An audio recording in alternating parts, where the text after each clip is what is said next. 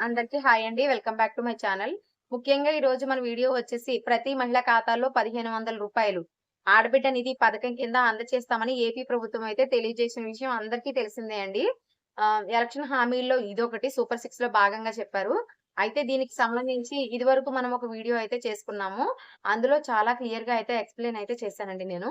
చాలా మందికి ఇంచుమించు పెన్షన్ తీసుకునే వారికి, వివిధ పథకాల ద్వారా డబ్బులు పొందిన వారికి రాదు అనైతే నేను చెప్పడం జరిగింది. అయితే దీనిని బట్టి చాలా మంది చాలా వీడియోస్‌లో లేదు. కేవలం 18 సంవత్సరాలు నిండిన ప్రతి మహిళకి అని చెప్పారు. ప్రతి మహిళకి వస్తుంది అని చెప్పేసి చెప్పడం జరిగింది. అయితే దీనికి సంబంధించి ఇప్పుడు కీలకమైన మార్పులనైతే చేశారండి. ఆ కీలక మార్పులు ఏమిటి అనేది ఈ వీడియోలో నేను మీకు తెలియచేస్తాను. అయితే ఈ పథకం త్వరలోనే అమలు కానుందండి. అమలు చేసే దిశలో వీటికి కొన్ని అనర్హతలను జోడించారు. ఆ అనర్హతలు ఏమిటి? ఆ అనర్హతల లిస్ట్‌లో మీరున్నారా? ఒకవేళ మీరు లేకపోతే ఎటువంటి డాక్యుమెంట్స్ కావాలి? అనేదైతే ఈ వీడియోలో నేను మీకు తెలియచేస్తాను. ఎవరైనా మన ఛానెల్‌ని కొత్తగా చూస్తున్నట్లయితే సబ్స్క్రైబ్ చేసుకోండి. వీడియో నచ్చినట్లయితే లైక్ చేయండి, షేర్ చేయండి. మీకు ఇంకా ఏమైనా డౌట్స్ ఉంటే కామెంట్ సెక్షన్‌లో తెలియచేయండి. అలాగే ఈ వీడియోని షేర్ చేయడం వల్ల చాలా మందికైతే ఉపయోగపడుతుందండి. ముందుగానే చాలా మంది క్యాస్ట్ ఇన్‌కమ్ ఇలాంటివి చేయించుకొని మనీ వేస్ట్ చేసుకుంటారు కదా! సో, వాళ్ళకి ఇబ్బంది లేకుండా ఉంటుంది. ముఖ్యంగా మనకి ఈ ఆడబిడ్డ నిధి ప్రతి మహిళకి రూ. 1,500 అని చెప్పిన పథకమైతే మొదట్లో అయితే ప్రతి మహిళకు అనంటే అందరికీ వస్తుందనేది చాలా మంది భ్రమపడ్డారు. అలాగే లాస్ట్ టైమ్ గవర్నమెంట్ పెట్టినప్పుడు 6 స్టెప్ వెరిఫికేషన్ ఉంది. ఇప్పుడు అటువంటిదేమీ ఉండదని చెప్పారు.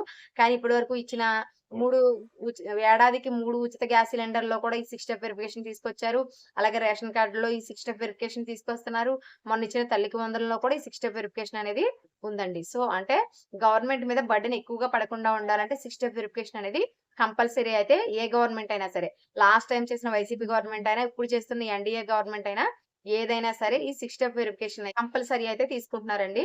అయితే ఈ 6 స్టెప్ వెరిఫికేషన్ అనేది 300 యూనిట్ల కరెంట్ బిల్లు, అలాగే మనకి అర్బన్ ప్రాపర్టీ 1000 చదరపు అడుగుల ఇంటి స్థలం కన్నా ఎక్కువ ఉన్న, అలాగే ఇన్‌కమ్ టాక్స్ పే చేస్తున్న, 4 వీలర్ ఉన్న, ఇంకా వచ్చేసి మనకి గ్రామీణ ప్రాంతాల్లో అయితే 3 ఎకరాల మెట్ట, 5 ఎకరాల మాగాణి.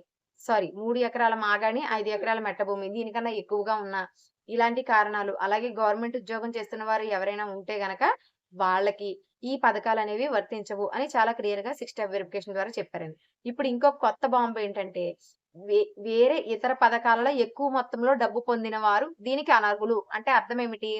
దీని అర్థం ఏంటంటే మనకి తల్లికి వందనం గాని, అన్నదాత సుఖీభవ గాని, ఈ బ్రాహ్మణులకిచ్చే 20,000 గాని, మత్స్యకారులకిచ్చే 20,000 గాని ఇలాంటి పథకాలు. ఇయన్నీ అధిక మొత్తమే కదండీ! తక్కువేమి కాదు.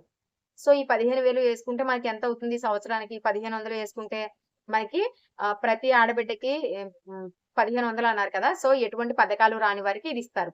ఇప్పుడు దీన్ని బట్టి అర్థమేంటి? ప్రతి ఇంట్లో గూడా ఇప్పుడు నలుగురు మహిళలుంటే, నలుగురు మహిళలకి అయితే ఇవ్వరండి. ఎందుకంటే, ఇప్పుడు మీరు నలుగురు మహిళలుంటే నలుగురికి ఇవ్వాలంటే గవర్నమెంట్ మీద ఒక రేషన్ కార్డ్‌లో నలుగురుంటే నలుగురికి ఇస్తే చాలా బర్డెన్ అనేది పడుతుంది. ఉదాహరణకు తల్లి, కూతురు ఉన్నారనుకోండి.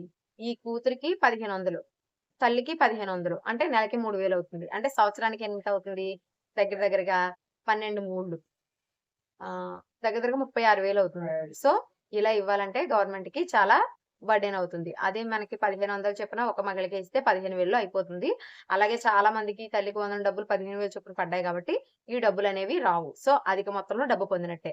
అన్నదాత సుఖీభవ పొందిన వారికి కూడా ఈ 15,000 కన్నా ఎక్కువ డబ్బు పొందినట్టే. సో, రావు.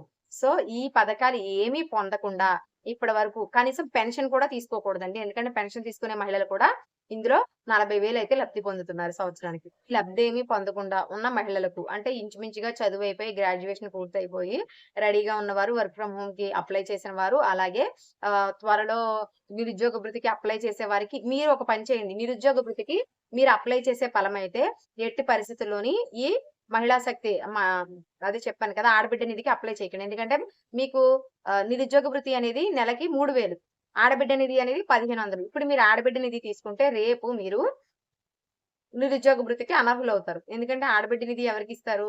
ఖాళీగా ఉండి ఇంట్లోనే ఉండే ఆడవాళ్ళకి. అలాగే 45 సంవత్సరాల నుంచి మించి వాళ్ళకి ఏ పథకాలు రావు కాబట్టి అలాంటి వారికి అందుతుంది. సో, మీరిది తీసుకుంటే రూ. 3,000 దానికి అనర్హులవుతారు. ఒకసారి ఆలోచించండి. ఇప్పుడు చెప్పానని కాదు. ఇక్కడ లింక్ పెట్టారు. ముందుగా ఆడబిడ్డని తీస్తే అందరికి ఇచ్చేయాలి. అదే తల్లికి వందనం తీసుకున్నాక తల్లికి వందనం లిస్ట్‌లోంచి దీన్ని ఏరారు. సో, మీకు చెప్పేదేంటంటే పర్టిక్యులర్‌గా మీరు కంపల్సరీ ఒకటే చేయాలండి. ఏంటంటే ఒక్కొక్క స్కీమ్ నుంచి ఒక్కొక్కళ్ళని బయటకి తీస్తున్నారు మీరు గమనించుంటే.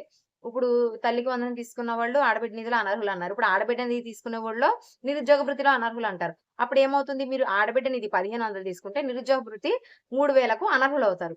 సో, ఇటువంటి ప్రాసెస్‌లన్నీ ఒక దగ్గర పెట్టుకుంటే మీకు ఏ పథకం వల్ల యూజ్ ఉంటుందో ఆ పథకానికి అయితే అప్లై చేయండి. ఇది నా ఆహ్, సజెషన్ మాత్రమే. మీకు మీరుగా కూడా ఆలోచించుకోండి. నా ఉద్దేశ్యం ఏంటంటే లాస్ట్ టైమ్ ఎవరు అనుకోలే. ముందుగా ఆడబిడ్డ నిధి ఇస్తే తల్లికి వందనం వాళ్ళకి కూడా ఇవ్వాల్సొచ్చేది. అదే ముందు తల్లికి వందనం ఇవ్వడం వల్ల వాళ్ళకి ఆడబిడ్డ నిధి అని కట్ చేయడానికి చాలా చాలా గవర్నమెంట్‌కి అవకాశం దొరికింది. రేపొద్దున మనకి ఈ ఆడబిడ్డ నిధి 1500 తీసుకున్న వాళ్ళకి ఆల్రెడీ డబ్బులొస్తున్నాయి కాబట్టి, ఈ నిరుద్యోగ భృతి ఇవ్వను అన్నారనుకోండి. సో, మీరు చాలా లాస్ అయిపోతారు. 1500 లాస్ అయిపోతారు మంత్‌కి.